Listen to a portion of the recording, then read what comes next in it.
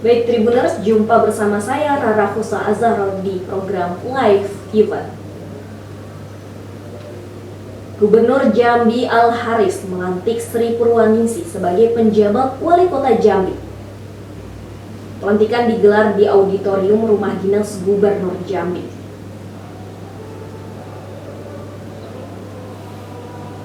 Sri ditunjuk sebagai penjabat Wali Kota Jambi setelah pejabat sebelumnya memasuki akhir masa jabatan sebagai Wali Kota Jambi dan Wakil Wali Kota Jambi periode 2018-2023. Sri Purwaningsih merupakan Sekretaris Direktorat Jenderal Bina Pembangunan Daerah, Kementerian Dalam Negeri. Sebelum nama Sri mencuat, Pemprov Jambi sudah mengajukan sejumlah nama untuk menduduki posisi penjabat Wali Kota Jambi tersebut. Nama-nama yang sebelumnya santar beredar adalah Arif Munandar, mantan pejabat di Pemkot Jambi yang kini merupakan asisten 1 Setda Provinsi Jambi.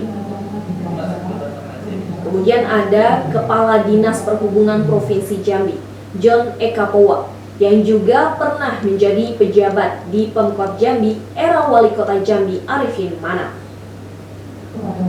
Lalu ada nama Kepala Dinas Perindustrian dan Perdagangan Provinsi Jambi, Kemas Muhammad Fuad. Baik, terima kasih nih teman-teman semuanya, teman-teman wartawan ya. Saya ditugaskan oleh Bapak Menteri Dalam Negeri tadi sebagaimana disampaikan oleh Pak Gubernur tadi dalam dalam pelantikan tadi, dan kemudian per tanggal 7 ini artinya saya sudah harus menduduki jabatan sebagai penjabat Wali Kota Jambi. Prinsipnya kami selaku aparatur sipil negara siap melaksanakan tugas yang diberikan oleh pimpinan. Ya, Pak Menteri adalah pimpinan kami, jadi saya siap melaksanakan tugas di sini. Dan tolong nanti dukungan teman-teman semuanya, ya, ini di bumi Jambi, ya, di tanah Jambi ini. Mudah-mudahan apa yang akan saya laksanakan, karena saya sudah diberikan arahan mengikuti perencanaan yang sudah disiapkan oleh pejabat terdahulu. Jadi kita ikuti sesuai dengan ketentuan peraturan perundang-undangan. Gitu ya. Nanti apa yang akan dilakukan? Kita belum ketemu dengan OPD-nya, ya. Jadi belum berpikir. Ini saya baru istilahnya kalau dengan orang Jawa itu ulo nuwun gitu ya. Ulo nuwun artinya permisi gitu. Ini saya permisi juga dengan teman-teman ini para wartawan. Tolong nanti support saya, karena kalau bicara tentang Jambi tentu kalian jauh lebih duluan paham ya. Saya sebagai pendatang, jabatan saya di Kemendagri sebagai Sekretaris Dirjen Bina Pembangunan Daerah. Kalau tanya soal pembangunan daerah, mungkin saya bisa tahu, tapi kalau bicara tentang pembangunan Jambi, mari sama-sama nanti kita saling support ya. Saran masukannya saya butuhkan dari teman-teman semuanya. Setelah dilantik ini secara penuh menjalankan tugas sebagai wali kota atau juga sebagai sekjen di Kemendagri? Saya secara definitif tugas saya sebagai Sekretaris Dirjen.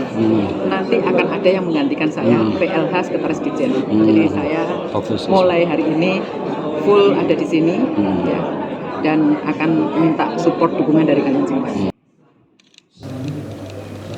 Untuk diketahui, saat ini di Provinsi Jambi ada 5 daerah yang dipimpin oleh penjabat. Masing-masing Kabupaten Muaro Jambi, Kabupaten Tebo, Kabupaten Sarolangun, lalu ada Kabupaten Kerinci, dan Kota Jambi. Selain Kota Jambi, Kabupaten Sarolangun juga dipimpin oleh penjabat bupati yang berasal dari Kementerian Dalam Negeri, yakni Bahril Bakri. Selama 10 tahun, Kota Jambi dipimpin oleh Syarif Fasya bersama Abdullah Sani di periode pertama, dan kemudian Maulana di periode kedua. Selamat siang Bu Miswati, bisa minta waktunya sebentar? Kita sudah tahu kalau Pak Wali Kota sudah habis masa jabatannya ya Bu ya. Sudah sempat bisa pamitan juga kemarin ya?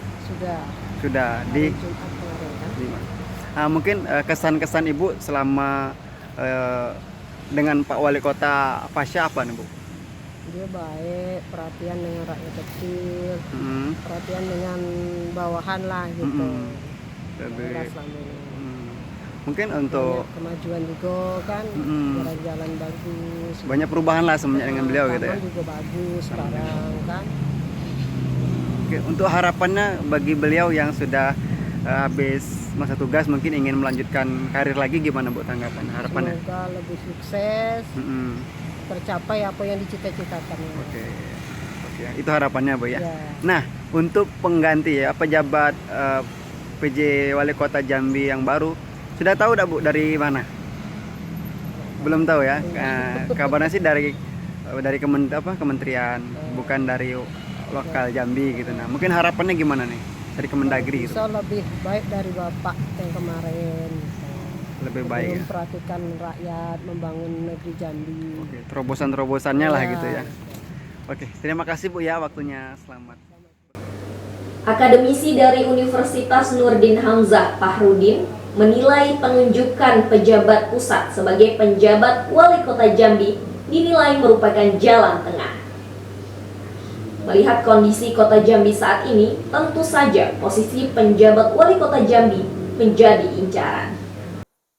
Baik Tribuners, baru saja kita saksikan pelantikan PJ Wali Kota Jambi, yang mana Gubernur Jambi baru saja melantik PJ Wali Kota Jambi Ibu Sri Purwaningsih SHMP yang merupakan Sekretaris Ditjen Bina Pembangunan Daerah Kemendagri. Dan untuk membahas terkait dengan pelantikan dari Ibu PJ tersebut yang akan bekerja dalam beberapa waktu ke depan, kita akan berbicara dengan seorang analis kebijakan publik dan juga Ketua Prodi Ilmu Pemerintahan Universitas Nurdin Hamzah, Dr. Fahrudin HM. Selamat sore, Dokter. Ya. Selamat sore, selamat siang menjelang sore.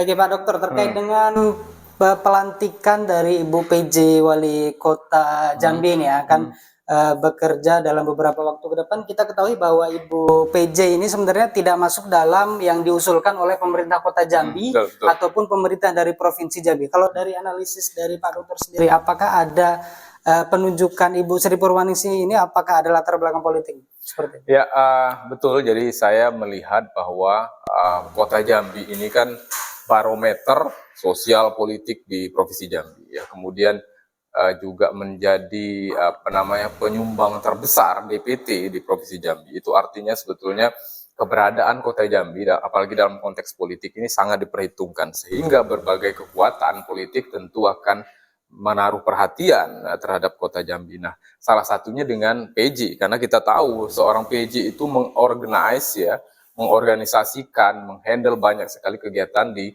pemerintahan di Kota Jambi, dan itu tentu saja kalau PJ-nya gitu misalnya menjadi bagian dari kelompok tertentu gitu ya, ini sebuah keuntungan ya, keuntungan politik bagi mereka. Nah, kita tahu beberapa waktu lalu paling tidak dua kelompok kan yang sudah mengajukan ke Kemendagri. Yang pertama katakanlah dari Gubernur Jambi itu mengajukan beberapa nama, 3 ya kalau nggak salah. Kemudian juga DPRD Kota Jambi, tentu saja ini juga ada yang menyebut terafiliasi dengan Pak Fasha sebagai mantan wali kota gitu. Nah, dua kelompok ini sudah mengajukan, dan hari ini terbukti bahwa yang dilantik atau yang direstui oleh Mendagri khususnya adalah di luar itu. Nah, bagi saya ini sebetulnya semacam arena kompromi gitu ya, atau menjadi penengah gitu, penengah di antara satu kutub dengan kutub yang lainnya, katakanlah kutub gubernur dan kutub Fasha melalui DPRD. Nah, daripada dua-duanya misal diambil yang gubernur, nanti yang merasa di kota merasa gimana gitu ya, atau sebaliknya gitu. Akhirnya kemudian Kemendagri mengambil jalan tengah dengan orang yang netral dari sisi politik atau kontestasi politik di kota. Dan inilah Bu Sri ini langsung dikirim dari pusat, dan saya pikir ini sesuatu yang positif gitu ya, agar konflik politiknya tidak berlanjut secara tidak baik ya, atau destruktif gitu. Artinya memang ini jalan tengah lah dari Kemendagri. Betul. Agar tidak ada kepentingan politik Betul, dalam ya. proses mungkin dalam Proses politik ke depannya gitu ya, karena ini kan seorang PJ tentu dia mengorganisasikan banyak sekali ASN ya, yang itu punya peluang elektoral gitu ya, punya modal elektoral sebetulnya kalau itu misalnya terafiliasi dengan kelompok tertentu atau bagian dari kelompok tertentu. Ya, tapi Pak Dokter ini kan apakah menjadi keuntungan atau kerugian? Karena kita ketahui bahwa dari beberapa yang diusulkan dari pemerintah provinsi ataupun DPRD itu merupakan orang-orang yang sudah mengenal Kota Jambi, sedangkan ini Ibu Sri Purwaningsih ini terbilang baru di Kota Jambi, bahkan belum mengenal Jambi. Oke, kalau kita bicara keuntungan tentu saja karena kan sebetulnya kita berharap bahwa PJ ini adalah sosok yang mengenal kota ya. Karena kita tahu misalnya Kota Jambi itu membutuhkan penanganan soal kriminalitas, terutama yang akhir-akhir ini terjadi. Kemudian soal kemacetan, soal banjir, soal lapangan pekerjaan itu di antara beberapa problem yang sebetulnya menjadi isu krusial di kota gitu. Nah, harapannya sebetulnya orang yang ada di internal Jambi sebetulnya harapan kita orang yang mengenal betul internal Jambi, bagaimana kondisi di Jambi, itulah yang memimpin sebetulnya ya. Harapannya begitu. Cuma kan ini kan tidak ada titik temu ya, titik temu antara katakanlah satu sisi Pak Gubernur dengan wewenangnya sebagai gubernur, kemudian sisi yang lain Pak Wali Kota gitu melalui DPRD yang punya wewenang juga. Ini belum ada titik temu, bahkan mungkin dari enam nama yang diusulkan itu tidak ada satupun yang terkoneksi antara satu sama lain. Misalnya Gubernur juga mengusulkan nama yang sama yang diusulkan oleh DPRD, sehingga kalau itu ada gitu ya, sebetulnya itu bisa jadi kompromi. Tapi kan kita berharap sebetulnya kalau kita bicara keuntungan ya keuntungan terhadap kota gitu. Bagaimana penanganan? Karena PJ ini kan melalui masa yang cukup panjang sebetulnya.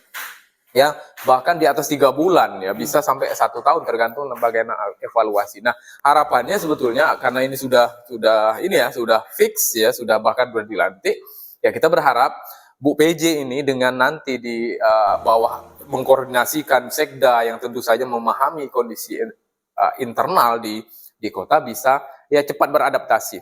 Minimal beliau punya manajerial yang baik mengorganisasikan OPD yang sudah ada karena sudah lengkap, apalagi ada sekda yang juga masih ada di situ ya. Kita berharap ya sebetulnya ini pilihan yang terbaik ya untuk tadi minimal meminimalisasi konflik dalam tanda petik politik di kota. Nah, oke, berarti apa nih langkah kalau menurut Pak Dokter langkah yang harus dilakukan oleh PJ Wali Kota Jambi ini ke depannya setelah dilantik, mengingat beliau masih baru di Kota Jambi? Ya, karena beliau Bu PJ adalah eksternal gitu, katakanlah tidak memahami seutuhnya di kota ya. Tentu saja hal pertama yang harus dilakukan mengkoordinasikan dulu nih OPD. Kumpulkan OPD terkait ya seluruhnya bahkan, tapi tahap awal saya pikir dia harus berdiskusi dengan panjang lebar, dengan sangat detail dengan sekda. Apa sih sebetulnya di Jambi ini seperti apa yang harus dilakukan ke depan ya. Sekda yang pertama kali harus diajak bicara ya.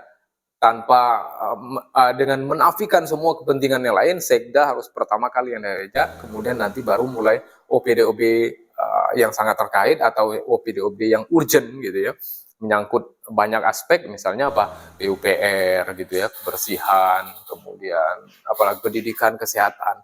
Itu contoh saja beberapa OPD yang sangat terkait dengan hajat hidup orang banyak di kota sebagai barometer Provinsi Jambi. Artinya harus melakukan pemetaan terlebih dahulu lah. Betul, apa yang menjadi urgensi ataupun saya pikir beliau juga ketika ditunjuk juga sudah banyaklah data gitu ya dari Kemendagri bagaimana sih kota. Nah, tinggal sekarang bagaimana tadi peta yang sudah ada di Jakarta di Kemendagri itu mungkin bisa kontekstualisasikan, diaktualisasikan dengan kondisi real di kota melalui diskusi dengan sekda dan OPD-OB.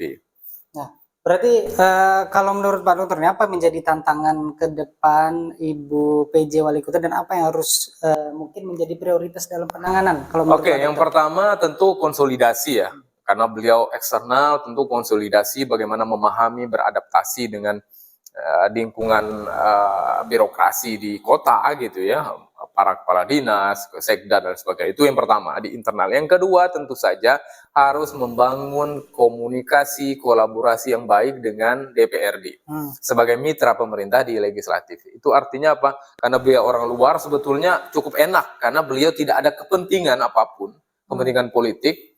Dan itu bagi saya itu menjadi sesuatu yang lepas saja ketika berkomunikasi, berkolaborasi dengan DPRD yang itu bagian dari politik. Beda halnya misalnya ini katakanlah titipan kelompok tertentu, nah itu akan berbeda. Tapi beliau justru mau masuk ke partai A gitu, berkomunikasi dengan fraksi tertentu gitu ya, itu lebih terbuka, lebih tidak ada ikatan apapun, dan ini sebuah keuntungan sebetulnya bagi Bu PJ sebetulnya dengan posisi beliau hari ini di kota. Oke Pak Dokter, kalau melihat kondisi di Jambi sendiri, apa yang harus ditangani terlebih dahulu, mungkin terkait dengan kebijakan? Betul, tadi saya sebut bahwa ada beberapa aspek yang menjadi problem yang harus segera sebenarnya dituntaskan di kota. Yang pertama soal kriminalitas. Kita tahu terutama akhir-akhir ini terjadi banyak kriminalitas yang itu cukup mengganggu sebetulnya kondusivitas yang ada di kota. Itu yang pertama. Yang kedua soal banjir. Kita tahu sekarang sudah mulai musim penghujan, ya tentu ya harus ditangani ini, tentu saja bagian dari misal PUPR ini soal banjir, macet dan lain sebagainya, soal lapangan pekerjaan, ya, soal kebersihan, itu diantara soal-soal yang saya pikir juga menjadi krusial, termasuk pendidikan dan kesehatan. Itu menjadi beberapa aspek yang harus segera dituntaskan, dibenahi oleh PJ, karena beliau memimpin dalam waktu yang cukup lama ke depan dengan berkoordinasi dengan OPD, termasuk juga di teman-teman di legislatif. Oke, terima kasih Pak Dokter atas waktunya pada sore hari ini. Semoga sehat selalu. Amin. Oke, Tribuners, itu tadi kita analisis singkat dari Pak Dokter terkait dengan pelantikan PJ Wali Kota Jambi Ibu Sri Purwaningsih. Semoga kita berharap ke depannya Ibu Sri Purwaningsih bisa bekerja dengan baik, terutama untuk berkoordinasi, berkomunikasi dengan pemerintah Kota Jambi lainnya dan bisa meninggalkan satu hal hingga nanti terpilihnya wali kota yang baru. Oke, cukup sekian dari saya. Terima kasih. Kembali ke studio. Demikian live event Tribun Jambi hari ini. Saya Rara Khusah Azharo dan kerabat kerja yang bertugas pamit undur diri. Salam Tribun dan sampai jumpa.